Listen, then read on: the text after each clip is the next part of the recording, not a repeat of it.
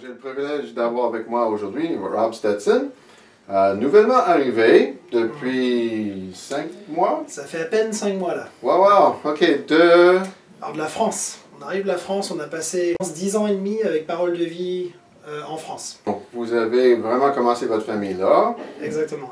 Ils sont tous arrivés en gang début octobre.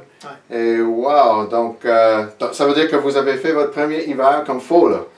On a fait le premier hiver, pas n'importe lequel. On nous avait annoncé la température quand même froide, que l'hiver est long. Donc, mais jusqu'à ce que tu le vives, tu peux pas vraiment te voir à quoi ça ressemble. Et donc on a eu l'hiver le plus froid depuis plus de 100 ans. Oh ouais, les moins 25 partout là, mon ami. Donc on a survécu, là la neige fond. Xavier, mon fils, le plus âgé, il est un petit peu même triste que la neige fond parce qu'il aime beaucoup la neige. Il a fait le camp de neige du 10-13 ans. Il a vraiment aimé ça. Ok.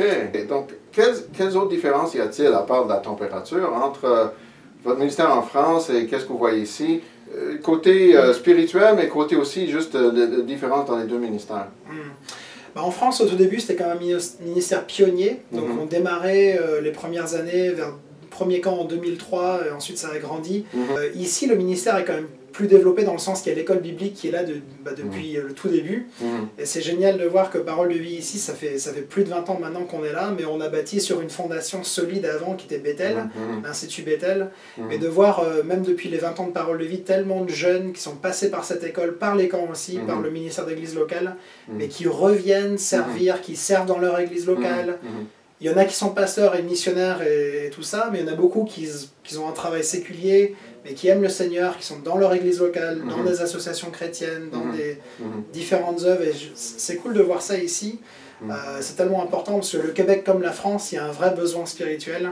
Il y a un vrai besoin d'aller connecter avec les jeunes qui sont en recherche, je pense, qui ont quand même soif de connaître la vérité. C'est cool de connecter avec eux et de voir tout ce qui se passe ici, quoi. Wow! Ouais. Qu'est-ce que vous avez devant vous comme défi? On découvre, on s'est donné quand même au moins une année pour essayer de s'imprégner au maximum des personnes ici, du staff, du personnel, mais aussi du ministère, et petit à petit commencer à voyager au Québec pour prendre la température un peu, pour connaître les églises, les pasteurs, les ministères, avant d'entamer un peu plus.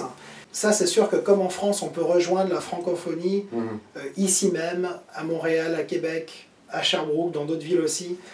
C'est encourageant parce qu'il y a un besoin dans toute la francophonie aussi. Eh oui. Merci beaucoup pour l'entrevue, j'ai apprécié. Merci à toi.